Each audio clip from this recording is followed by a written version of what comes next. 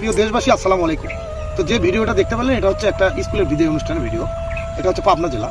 তো আমি অনেকজন অনেকভাবে রোস্ট করছে, কিন্তু আমি একটু অন্যভাবে এটাকে তুলে ধরলাম। সেটা হচ্ছে কি, মানুষ ভুল করে, এটা তো কোনো নর্তকী না, এটা একটা শিক্ষার্থী। তো এর ভুল থাকতেই পারে।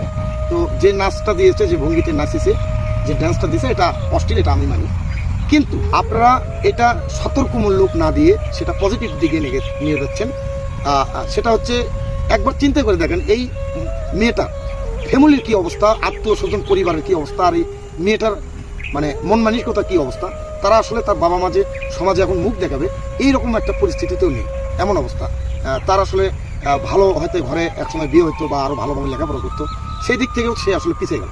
তো আমি বলবো কি, মানুষের মানে দুর্ঘটনা হতেই পারে। আল্লাহ পাক হয়তো শয়তানের উসিলায় বা তার নিজের ব্যক্তিগত উসিলায় মানুষের দুর্ঘটনা হতে পারে। তো সেই জায়গা থেকে আমি বলবো, আপনারা প্রিয় দেশবাসী সবাই ওনাকে মাফ করে দিয়ে, ওনার আসলে যেটা ভুল হয়েছে এটা হয়ে গেছে, সবাই ওনাকে মাফ করে দিয়ে ওনার জায়গাটা আবারও আগের জায়গায় ওনাকে ফিরিয়ে দেবেন। আর এইভাবে যারা ট্রোল করছেন, যারা হয়তো ট্রোল করবেন, উনি তো মানে পার্সোনালি এমন না, এর আগেও করছে এমন তো না।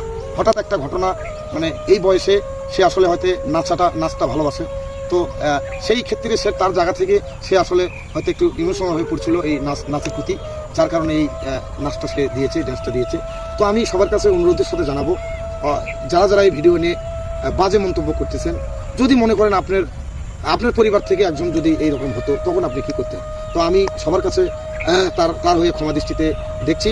মেয়েটার জীবনটা নষ্ট করেন না প্লিজ, এবং তার পরিবারের জীবনটা নষ্ট করেন না, তার পরিবারকে অশান্তিতে রাখেন না। সবাই এই ভিডিওটা, আমার মনে হয় যেহেতু ফার্স্ট টাইম সে করছে, অন্যায় করে ফেলে দিয়েছে, সবাই একটু ডিলিট করে দিবেন।